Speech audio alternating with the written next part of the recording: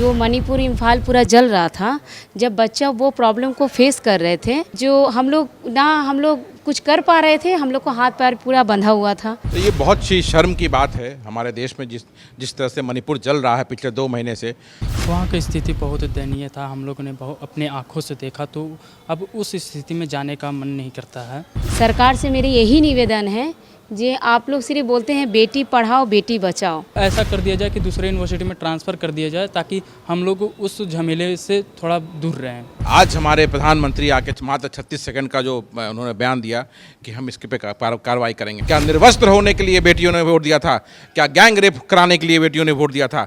शिक्षा बिना जीवन अधूरा है और ज़िंदगी तो ख़त्म। अगर पढ़ाई के लिए भेजते हैं तो वहाँ पर कोई सेफ्टी नाम का कोई चीज़ नहीं। उसके बावजूद आज सुप्रीम कोर्ट ने सुओ मोटो कॉग्निजेंस इस पे लिया कि अगर आपसे स्थिति नहीं संभल रही है तो हम अपने हाथ में लेंगे। एग्ज़ाम भी ऑनलाइन हो और ऐसा स्थिति है कि अभी वहाँ की मामला शांत होने वाली नहीं है, जैसा कि देख रहे हैं हम लोग। राइटिंग में आप दे दीजिए, जब हमारे बच्चे हम लोग भेज देते हैं पढ़ने के लिए, तो इसका रिस्क आप लोग लीजिएगा, तो वो भी आप लोग नहीं कर रहे हैं। जो भी बच्चे पढ़ने वहाँ पर गए हैं सभी बच्चे को ट्रांसफ़र कर दिया जाए। बहुत सारा कॉलेज यूनिवर्सिटी है, वहाँ पर आप लोग इसका सुविधा करवा दीजिए। मणिपुर के लोगों से ये कहना चाहूँगा कि आप शांति बहाल करें, आपस में प्रेम और सौहार्द लाएं। आप अगर जल रहे हैं तो आपको फ़र्क पड़ रहा है, इस सरकार को कोई फ़र्क नहीं पड़ रहा है। जो लड़की को नंगा मैंने करके और 100 लड़का मिलके उसको पैरेड किया जा रहा है, क्या ये देखने लायक है? सरकार की तरफ से कहना है कि आपको परीक्षा भी देना है, आपको क्लास भी करना है और सरकार सुरक्षा की जिम्मेवारी भी नहीं ले रही है, तो बच्चे कैसे जाएंगे? पिछले कई महीनों से मणिपुर जो है वो हिंसा की चपेट में है। सरकारें को लेकर भी कई सवाल है, लेकिन सबसे ज़्यादा दिक्कत जो है वो जो तस्वीर हमने आपको एक एक करके दिखाई कि वहाँ पे जो बाहरी बच्चे हैं वहाँ पे रहकर पढ़ाई कर रहे थे, उनके लिए एक बड़ी समस्या है। हालांकि कई स्टेट की सरकार ने उन्हें वहाँ से निकाला, लेकिन उनकी पढ़ाई जो है इस बीच रुकी हुई है और आज भी रुकी है। ऑनलाइन क्लासेस भी कई जगहों पर नहीं चल रहा है, जिसकी वजह से बहुत सारे दिक्कतें जो है वो आ रही है। मेरे साथ कई पेरेंट्स हैं जिनके बच्चे वहाँ पे पढ़ाई कर रहे थे, इनफैक्ट कंटिन्यू है, लेकिन वो रेगुलर नहीं चल पा रहा है। आपकी लड़की भी वहाँ पे पढ़ाई कर रही है? जी, मेरी बच्चे हैं और इम्फाल यूनिवर्सिटी से सब पढ़ रहे हैं बच्चे लोग। बिहार का भी प्राय 8-10 बच्चे हैं, कुछ उड़ीसा से हैं, कुछ ये दिल्ली से हैं, वेस्ट बंगाल से हैं। तो मैं सिर्फ अकेली मेरी बेटी के लिए चाहे बेटा के लिए मैं नहीं लड़ रही हूँ, मैं सबके लिए बोल रही हूँ, क्योंकि वहाँ पर जो 3 और 4 मई को जो प्रॉब्लम हुआ था, जो मणिपुर इम्फाल पूरा जल रहा था, जब बच्चा वो प्रॉब्लम को फेस कर रहे थे, तो उस टाइम में जो सिचुएशन हो गया था एक पेरेंट्स के लिए, एक मम्मी पापा के लिए, जो हम लोग कुछ कर पा रहे थे, हम लोग को हाथ पैर पूरा बंधा हुआ था, हम लोग कुछ नहीं कर सकते, सिर्फ अपने आप को सांत्वना दे सकते हैं। मंत्री और पीएम सरकार से मेरी यही निवेदन है जे आप लोग सिर्फ बोलते हैं बेटी पढ़ाओ बेटी बचाओ, शिक्षा बिना जीवन अधूरा है और ज़िंदगी तो ख़त्म। अगर पढ़ाई के लिए भेजते हैं तो वहाँ पर कोई सेफ्टी नाम का कोई चीज़ नहीं है, तो हम लोग किस पे विश्वास करें और किस पे विश्वास करके भेजें? अगर अथॉरिटी को बोला जाए कि आप लीगली नोटिस दे के राइटिंग में आप दे दीजिए, जब हमारे बच्चे हम लोग भेज देते हैं पढ़ने के लिए, तो इसका रिस्क आप लोग लीजिएगा, तो वो भी आप लोग नहीं कर रहे हैं, तो हम लोग करें तो क्या करें? 3-4 तारीख को जो फ़ोन कॉल्स आए होंगे, आपकी लड़की फ़ोन की होगी, क्या बताया था, क्या परिस्थिति वहाँ पे? वहाँ पर आप लोग भी न्यूज़ में देखे हैं जे इस तरह से गोलाबारी, बमबाजी, स्टूडेंट सब जो है आतंकित, वो लोग कभी इस तरह से पढ़ने वाला बच्चा हमेशा पढ़ाई का ही मूड में रहते हैं। उन लोग इस तरह का क्या बोले, इस तरह से कंडीशन में उन लोग कभी पढ़े ही नहीं हैं, जो इस तरह से फेस उन लोग किए हैं। जल रहा है पूरा इम्फाल और 2 लड़की, अभी जाके वो वीडियो वायरल हो रहा है, 2 लड़की को नंगा करके और 100 लड़का मिलके उसको पैरेड किया जा रहा है, क्या ये देखने लायक है? हम लोगों को खुद शर्म आ रहा है, हम लोग वीडियो देख रहे हैं, जो हम लोगों को इतना लग रहा है जे कैसा शर्म महसूस हो रहा है, जे सच में आज भी लड़की लोग सेफ़ नहीं हैं। ये कहावत है जे लड़की सेफ़ है, लड़की आगे है, लेडीज़ आगे है, ये सिर्फ कहावत है, बट ये है नहीं। वो बच्ची को किस उम्मीद के साथ भेजी थी और कौन सा कोर्स वो भी कर रही है? वो कोरियन बैचलर डिग्री से कोर्स कर रही है। बस उन लोग का जो है अभी ग्रेजुएशन कंप्लीट करने के लिए 1 ईयर, अभी जो ऑनलाइन प्रोसेस के लिए मैडम चाहे सर वहाँ का प्रिंसिपल बोले हैं जी ठीक है ऑनलाइन मैंने किया जाएगा कैसे, इसके लिए थैंक्स देती हूँ वहाँ का शिक्षा कमेटी को। बट ऑनलाइन के लिए बोले हैं तो ठीक है, लेकिन बट ऑफलाइन के लिए जो बोल रहे हैं एग्ज़ाम देने के लिए, तो ये एग्ज़ाम देने के लिए जो बच्चे लोग जो हम लोगों को जो प्रेशर दे रहे हैं जाने के लिए, तो इसका कौन रिस्क लेंगे? सरकार से मुझे यही गुहार है, क्या सरकार लेंगे रिस्क?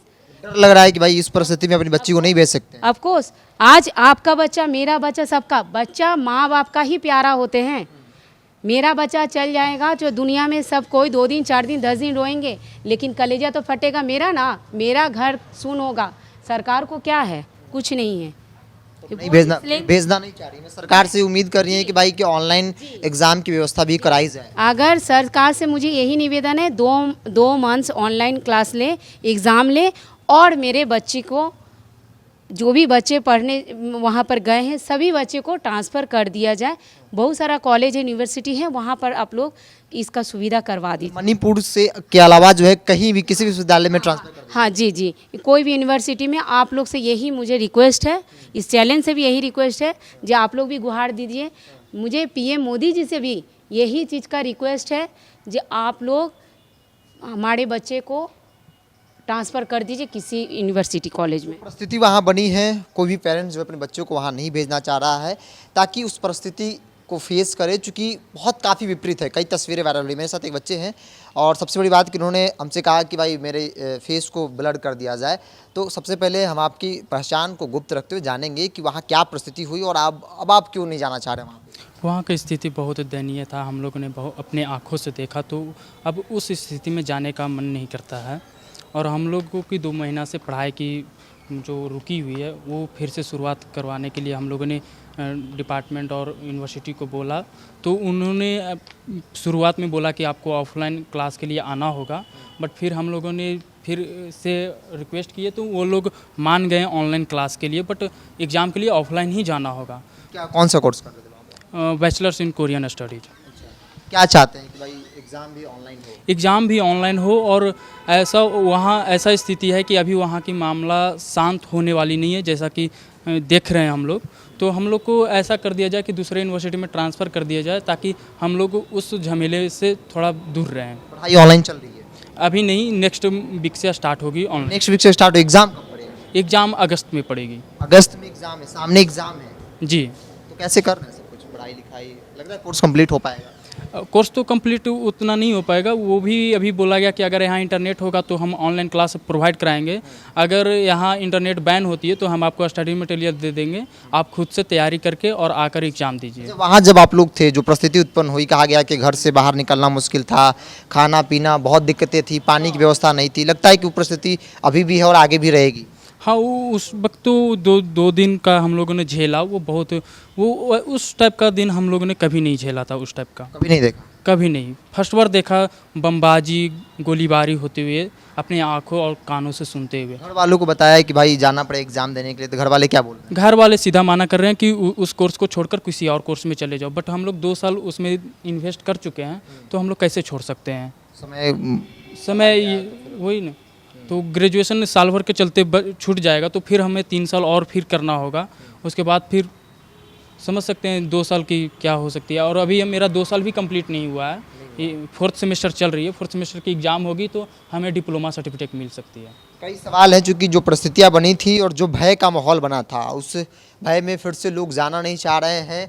पेरेंट्स तैयार नहीं है कि भाई उस परिस्थिति में कैसे अपने बच्चों को इस बात की इजाज़त दे कि आप जाइए, जहाँ की स्थिति बिल्कुल ही विपरीत है। कई तस्वीरें आप देख रहे हैं। मेरे साथ आदित्य पासवान है कांग्रेस से। क्या लगता है कि जो परिस्थिति बन रही है, कल जो वीडियो वायरल हुआ, विपरीत परिस्थिति हो गई, बच्चे पेरेंट्स जो है अपने बच्चों को जाने नहीं देना चाह रहे हैं? तो ये बहुत सी शर्म की बात है हमारे देश में, जिस तरह से मणिपुर जल रहा है पिछले 2 महीने से। और आज हमारे प्रधानमंत्री आके मात्र 36 सेकंड का जो उन्होंने बयान दिया कि हम इसके पे कार्रवाई करेंगे, और उसके बावजूद आज सुप्रीम कोर्ट ने सुओ मोटो कॉग्निजेंस इस पे लिया कि अगर आपसे स्थिति नहीं संभल रही है तो हम अपने हाथ में लेंगे। तो ये सरकार के लिए एक शर्म की बात है। और मैं आपके माध्यम से इस सरकार से पूछना चाहता हूं कि क्या इसी दिन के लिए बेटियों ने आपको वोट दिया था?